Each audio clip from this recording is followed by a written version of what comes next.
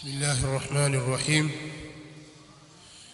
إن الحمد لله نحمده ونستعينه ونستغفره ونعوذ بالله من شرور أنفسنا ومن سيئات أعمالنا.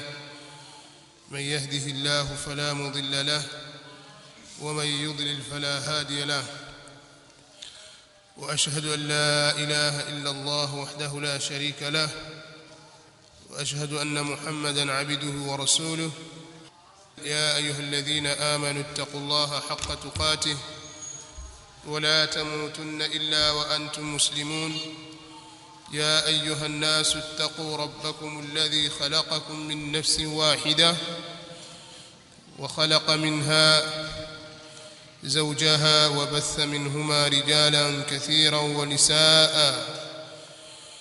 واتقوا الله الذي تساءلون به والأرحام إن الله كان عليكم رقيبا.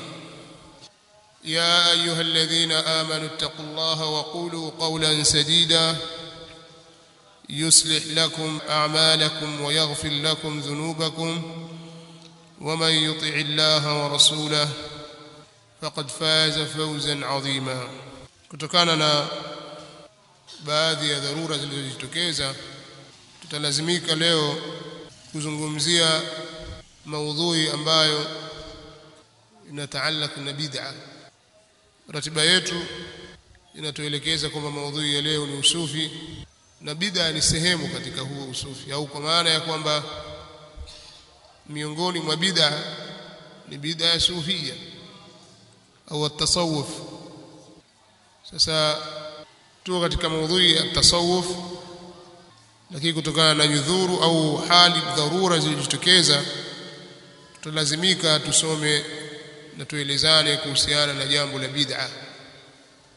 Jambo hili limekuwa likipigiwa kelele sana, hasa katika zama za Mtume sallallahu alaihi wasallam na Mtume mwenyewe, pamoja na kwamba katika zama zake hakukuwa na bid'a, lakini Mtume sallallahu alaihi wasallam alitahadharisha sana bid'a, kwa sababu hakufanya hivyo kama yeye, amefanya hivyo kama mtume wa Allah tabaraka wa taala anayeamrishwa na huyo aliyemtuma jalla wa ala Allah rabbul alamin. Amefanya hivyo kwa kutahadharisha umma, hasa wale watakaokuja baada yake, kwa sababu zama zinazofuatia baada ya kuondoka yeye ndizo zama ambazo hutarajiwa kutokea bid'a, yani uzushi katika dini. Na hivyo masahaba walikuwa wakali katika kutahadharisha bid'a. Hivyo maimamu au tabi'in na atba'u tabi'in na maimamu wakubwa wa Kiislamu wametahadharisha sana bid'a na mubtadi'a. Wa hakadha mambo yalikwenda namna hiyo, lakini nina wasiwasi kwamba ilifika wakati ikawa jambo la bid'a halizungumzwi kwa haki yake kama vile alivyokuwa akifanya Mtume sallallahu alaihi wasallam na kama vile walivyokuwa wakifanya masahaba, au pingine ikawa lilikuwa likizungumzwa lakini mafuhumu ya bid'a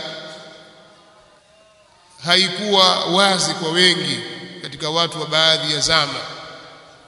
Nasema hivi kwa sababu ya kuwadhania vizuri wengi katika wanawachuoni waliopita,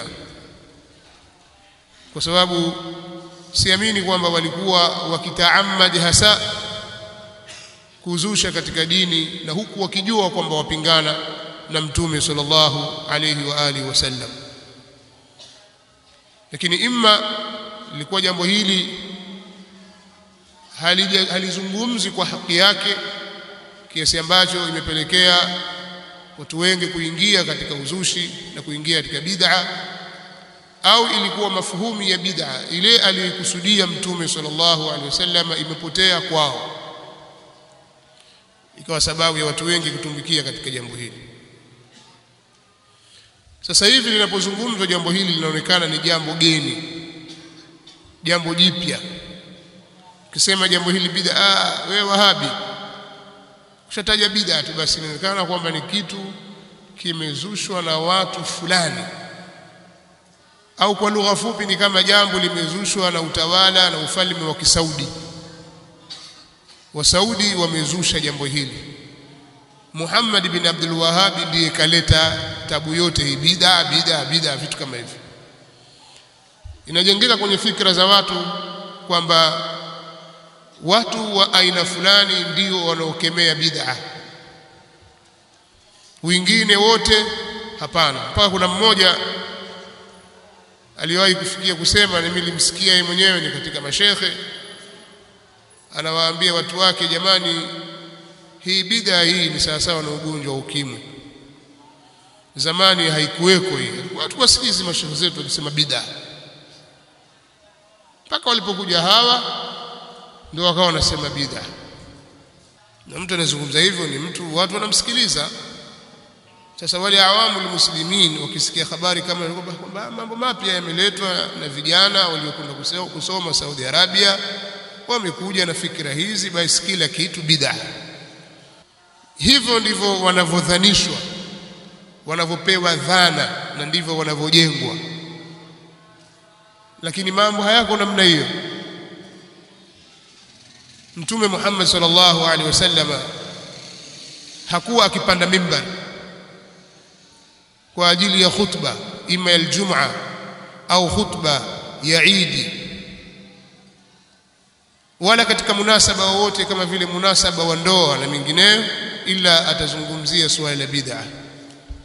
Anasema Mtume sallallahu alaihi wasallam, fa inna ahsana alhadithi kitabullah, au fa inna asdaqa alhadithi kitabullah, wa khayra alhadi hadi Muhammad sallallahu alayhi wasallam, wa sharra al-umuri muhdathatuha wa kullu muhdathatin bid'ah. Na imekuja ziada katika riwaya nyingine kutoka kupitia kwa al-Imam an-Nasa'i, wa kullu dalalatin fi an-nar. Sasa haya si maneno kwamba yametungwa na kikundi fulani cha wahuni hivi wametunga. Kwa hiyo wakisimama wasema maneno haya, mpaka kuna baadhi ya watu wakawa wanaukwepa mukaddima huu, kwa sababu ukianza tukana Wahabi huyo aanza sasa yale maneno ambayo alikuwa akiyakariri Mtume sallallahu alayhi wasallam. Sasa inapofikia hali kwa kiwango hicho, kunahitajika kutolewa nguvu kubwa sana katika kulibainisha jambo hili na kurudisha katika mapito yake ya asili, kwamba huu ndio mfumo na utaratibu wa Mtume Muhammad sallallahu alaihi wa alihi wasallam. Lakini jambo likinyamaziwa, itafikia wakati kuonyesha ya kwamba kwanza hii hadithi haina maana yoyote, tuifute. Na hivyo ndivyo wanavyoelekea watu, kwa sababu ukiipeleka hadithi hii fa inna kulla muhdathatin bid'a kwa mafuhumu ya watu wa leo wanaozusha, basi hakuna bid'a katika dini. Wameichuja au wameichakachua hadithi ya Mtume sallallahu alaihi wasallam mpaka ikakosa maana yake iliyokusudiwa. Sasa mimi sitaki kuizungumzia leo hadithi hii wala hadithi nyinginezo, kwa sababu wakati ni mfupi sana, na alikuwa nikitarajia kwa muda mrefu nikisema labda leo labda kesho nizungumze hili jambo, lakini nikilitazama urefu wake na mapana yake naliona jambo refu sana. Jambo linalohusu bid'a ni jambo refu, sio jambo fupi wala sio jambo dogo. Lakini leo nitaanza, alafu tutaangalia tutafanya nini baadaye katika kuliendea jambo hili ili lifahamike. Sasa kwa wakati ambao mafuhumu sahihi ya bid'a imepotea, iko haja ya kuwajenga matulabu ilmi amthali, wanafunzi mfano wangu na wengineo, kufahamu kufahamu mafhumu au maana sahihi ya bid'a. Nini bid'a? Leo tunapishana katika mambo mengi kabisa. Watu wanaweza kuingia kwenye mijadala, hili halifai, hii bid'a, hii kadha, wale wasema hapana, sio bid'a, hata kama ni bid'a hasana. Lakini hatukai tukajadili kwanza hiyo bid'a maana yake nini. Unahitaji watu kukaa kikao na kuliangalia jambo hili kwa kirefu kabisa, kuzitazama taarifu au taarifat zilizotajwa na maulama kuhusiana bid'a ni nini. Na je, yani katika upande wa kilugha na upande wa kisheria bid'a ni nini? Baada ya kufahamu bid'a ni nini, ni bid'a gani inayogawanyika, wanawachuoni wanasema nini kuhusu mgawanyo wa bid'a? Bila shaka taarifati ziko nyingi, lakini watu wanaweza kuzikusanya taarifati alafu wakazichambua taarifu zile kwa mujibu wa mafunzo ya Mtume sallallahu alaihi wa alihi wasallam, alafu ikapatikana taarifa ambayo ni mukhtar moja, kwamba hii inaelekea sasa kule kwenye ule usawa. Pamoja na kwamba taarifati nyingi zinazotajwa na wanawachuoni zinakhtalifiana kimatamko tu, lakini zote tutaziona zinaelekea katika mwelekeo mmoja, maana ni moja au nyingi katika hizo. Siwezi kusema zote, lakini nyingi katika hizo.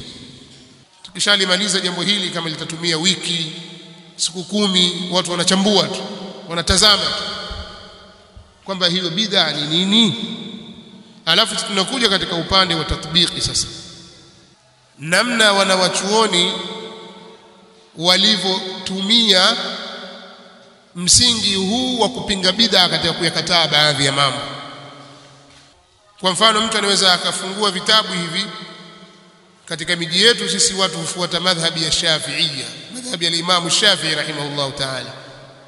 Sasa akafungua hivi vitabu kama vitabu vya Imam an-Nawawi rahimahullah ta'ala, Sheikhul Madhhab, akafungua vitabu vya vingineo katika wanawachuoni wengine kina Ibn Hajar al-Haytami ambaye amekuja naye vile vile ni muhaqqiq katika wakati wake, kama vile alivyokuwa al-Imam Shamsul Ramli katika wakati wake huo Ibn Hajar. Ikawa watu wa Misri wamfuata yeye, mashafi hao na mashafii wengine katika miji mingine wakimfuata Ibn Hajar, ukachambua vitabu vyake, al-Fatawa ile al-Hadithiyya na vitabu vyake vingine. Kadhalika ukarudi kwa imamu mwenyewe al-Imam Shafi'i rahimahullah ta'ala, alafu tuwatazame yale mambo bila kuwasahau na watu wengine kama kina al-Izz bin Abd as-Salam sultanul ulama katika qawaid al-ahkam na vitabu vyake vingine. Kadhalika ukawatazama pia wanawachuoni wa madhahibu nyinginezo katika shuruhati zao na vitabu vyao, muallafati zao, namna wanavyokataa baadhi ya mambo na kuyapa sura ya bid'a. Halafu ndio utapata kumbe taarifu ile hapa ndipo inapofanya kazi. Sasa kwa kuwa mambo katika Uislamu yanakwenda kwa kupitia kawaid, misingi, kinachofanyika sasa ni kuwarudisha maulama katika ile misingi ambao wao wamejiwekea. Yani huu ni kama muongozo kwamba talibul ilmi akitaka kujua ukweli sasa akifanya njia hii atafanikiwa, wa ila utayumba sana. Kwa sababu utamwona mwana wa chuoni fulani analizungumza jambo fulani hili ambalo ni dini, analita hili bid'a tena mbaya, alafu kija kimtazama katika sehemu nyingine kuna jambo jingine halilifikii katika ubora hili, lakini alikubali kwamba haona hamna tatizo, hakuna ubaya. Sasa nisizungumze kwa ujumla hivi, ni vizuri tukabaki na kitu kimoja katika msingi, lakini lazima alikuwa tuujenge msingi huu. Sote tunakubaliana kwamba bid'a ni kitu kibaya, ila watu wamekhtalifiana katika mahali ambapo inagawanywa bid'a nzuri na bid'a mbaya. Sasa hivi kumezuka msemo wa kuwaita wale wanaokataa bid'a kwamba ni mudhayyiqun, wenye kuibana bid'a, wakabana mlango ule wa bid'a. Alafu kuna wengine wakaitwa almuwassi'un, wenye kuitanua maana ya bid'a. Haya ameyafanya sana mtu mmoja akiitwa Abdul Ilahi bin Hussein al-Arfaji, bwana mmoja ambaye ameandika vitabu. Moja katika hilo ameandika kitabu chake kinaitwa Mafhumul Bid'a, na kitabu hiki kimewaghuri watu wengi katika masufi katika hii miji yetu. Lugha hizi utazisikia sasa hivi zinazungumzwa, kama vile kilivyowaghuri kitabu Al-Mawsu'atu al-Yusufiyya cha Sheikh Yusuf Khattari Muhammad, kama walivyoghurika kabla ya hapo na kitabu Mafahimu Yajibu an Tusahhah cha Muhammad Alawi al-Maliki.